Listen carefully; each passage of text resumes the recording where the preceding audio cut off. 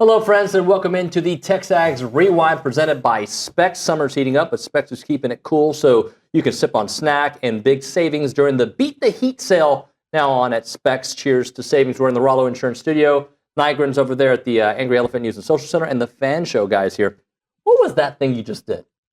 I'm starting, and you were like, it's my birthday. Feliz cumpleaños. You know, you remind me of that guy on Facebook that says, before anybody said happy birthday, thanks for all the happy birthday mentions and messages. Appreciate it. Nobody said happy birthday, bro. You just wanted happy birthday. Roy's 31 years old today. 31? Would you call him a curmudgeon today? Yeah, he is. I am 46. 46? So great for 46. So a day above 50. I've eclipsed the halfway to 90. Yeah. Yeah, you have. I have. Yeah. I'm 46. I got the knees and back of an 80-year-old man. So. I'm only a month older than you. I look a decade older. It's not fair. And Brian and I are way older than all of you. Yeah, all right. so we win. So Brian made his debut on the Fan Show. What was your favorite part of the show today? Yeah, I think really kind of going over the offensive defensive breakdown of what we feel is what has improved from last year, what we anticipate to improve from last year, both on the offense and defensive side. Good answer. Happy birthday, Roy. Thank you. Your favorite part? Josh Pate. Always. I love Pate. Off the top, too. McGee was great, too. Yeah. I was pretty hilarious. Like when you were buy-sell lease and McGee and OB were like polar opposites. And then you realized, wait, I didn't answer the because question. wait, okay, thanks. He's like, thanks, OB. Yeah, I like Josh Pate, honestly. But my favorite part is this. You right think the here. Fan Show made the This cut? stuff is so fun, man. Did we make the cut? I'm not going to answer that question yet. Yeah. Nygren, favorite part? I think I'll go the Fan Show. yeah. You guys really think the Fan Show They made the really cut? do. They think we're cool. Right now, if we took a poll, Yeah, they would tell you that we're probably the most fun show you have on here. more than Pate. I mean, Well, he said Was he fun. in studio? He didn't say No. helpful. He said fun. All right, here's the not the Fan Show. Here's the rewind. Pate, McGee, Pat Forde. say it. Say it. I just said Pate, No McGee, way, no way, no way, Pat no way, Forde. no way. Oh, and the Fan Fan Show. Show. There you go. We made it. College football is currently a pipeline development and marketing system for the NFL that the NFL doesn't pay a dime for. Myles Garrett, if he were in the NBA, is going through high school straight to the NBA, and you got to learn who he is when he gets drafted. Myles Garrett is a star, and he's developed, and everyone knows his name the day he's drafted in the NFL, and they never had to spend a dime on either of those things. So college football's given a long time to the NFL, and I thought it's high time that the NFL gives a little back to college football. OB, close us out. Hey, I'm always as prepared as David, so I'll just go back to when we were talking about potential champions and things like that. Look, I'm not trying to get you to say Texas A&M here. What I'm going to ask you, though, since we're saying this could be a wide open season, when you look at the coaches poll that just came out, is there a team that's not in the top 10 that you would look at and say, you know what, that's a team that if you're not, if you don't pay attention, could sneak up and be that surprise champion that LSU was with 2 losses in 2007? So I got to admit something to you, Obi. Now, this may not shock you, but it may shock some. I am looking at the coaches poll now for the first time. I just pulled it up. So let's do this in real time. Here's a fun exercise. Florida's at 17. Yes, they could absolutely do it. Okay, so A&M actually is the answer to this. So that's convenient. A&M has no business at 21. Ole Miss could make a run. Now, I'm looking at this more from teams that have the potential if everything goes right. It's just mainly Big Ten and SEC teams. I mean, that's all it's going to be. But yeah, out of all these teams, legitimately, I don't care if I was talking to you or I was talking to someone down in Austin, I would probably say out of this group, the lowest team that I could literally see making a run is A&M. And they're all the way down at 21. And just for the record, I would have A&M at least 10 spots higher than that. I'm looking at my numbers right now. I'd have A&M at least 10 spots higher than that. So shame on the coaches. Stephen, so our 25 and 25 is on to Ruben Owens. And I'm just curious your A, perspective of Ruben, and B, how do you envision them divvying up all these touches, right? You've got Le'Veon who needs his, Ruben who needs his. Amari played well enough that he deserves some. And this is a good problem to have. How do you see them kind of divvying that up? Yeah, and then you've got a quarterback that likes to run as well, so there's some more carries that get eaten up.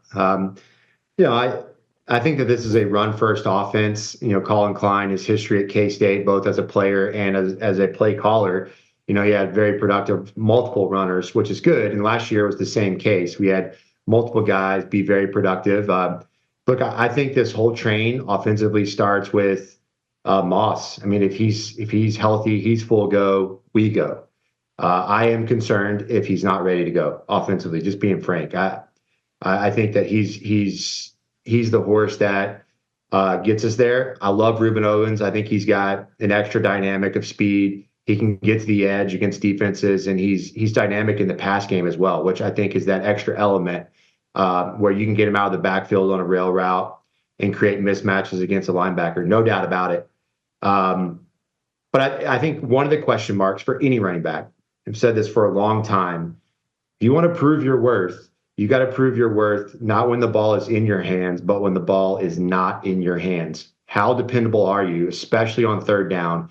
If, as a play caller, you know that Reuben Owens can go in there on third down when you get a bunch of confusing looks and be a very good pass blocker, that's when you know he's a very dependable all-down back. Kirby could be that guy at Georgia. Those two guys seem particularly well-suited for college. It doesn't mean, especially I think in Kirby's case, he wouldn't maybe one day say, I want to try this NFL thing. But they're good at what they do in college. And if you're good at a place like Georgia, why would you leave? Where would you go? So I had one SEC administrator said, I posed the question to him, would you think Kirby would ever get bored winning there? And he said, I think Kirby is the kind of guy that loves to burn ants with a magnifying glass, and he can do that at Georgia. So I don't think he would get bored. Top 20. I'm sorry. So that tells you, I think, about. You heard me. My bad, Pat. I thought that there was a little delay. I did want to get into your top 25 quarterbacks in the last 25 years. Johnny makes the list at number 8, and you had a line there. There's no denying when he caught the snap. You had to hold your breath until the play was over. What do you remember about covering that era of Johnny football? Not the aftermath. We know a lot of the storylines, but the actual football player Johnny Manziel at A&M. Oh, he was fascinating. Just, so entertaining to watch and kind of a different player at that point. I mean, I guess, Robert Griffin had done some of the same things previously, but I was there for A&M's first SEC game and I believe Johnny's first start against Florida in College Station. And you're like, who is this guy? And where have they kept him under wraps? He was just really dynamic, had that kind of improvisational ability in addition to, just being able to play within the offense, but also just to make things happen. And you just watch that keep developing. And clearly, I remember obviously probably his most memorable game when they upset Alabama in Tuscaloosa, and he just did things you couldn't believe were happening. And it was just really fun to watch a guy that, again, most of us didn't know a lot about until all of a sudden he's like an immediate star. And that was quite a ride to go on. Then we kind of did it the next year with Jameis Winston at Florida State. When he brought up the fact, when you asked him kind of right near the end of the segment, how far back how far back on this top 25 can you see somebody that could really make a run at it? And, he went through it and he said basically, we were probably about as far back as it gets. But he also, then the remark he said was, but I have A&M about 10 spots higher than where they are, right? And shame on the coaches. I'm glad you shamed the coaches. And this kind of feeds back into what we've been talking about the last couple of weeks is that it's not just like, it's easy to have maroon colored sunglasses and see the reports and watch the clips and look at the schedule and go, oh man, you know what? I think they were this or that.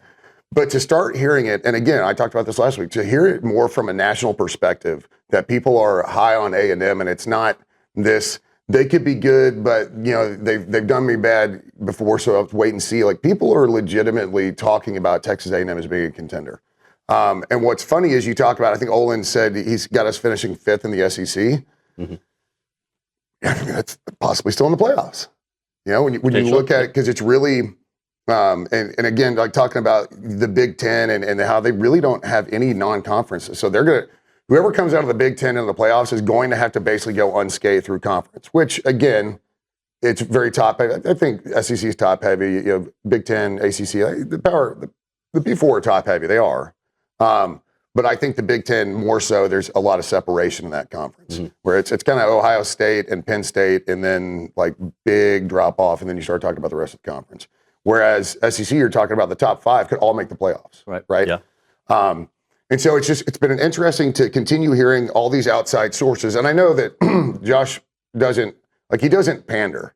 Like he would literally, like he said, he would literally go on radio in Austin and say the same thing. Like, I think the Ags are 10 spots too low.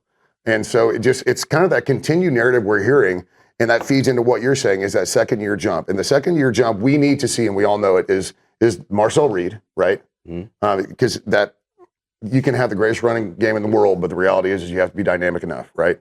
So Marcel Reed making that second year jump, and then just the second year jump under Elko as a whole. But if those things happen, and when I say under Elko, I'm really kind of pointing at the defense, you know, because when you have a defensive-minded coach, you expect the defense to be good, and I think that they didn't live up to maybe what we hoped they would have last year.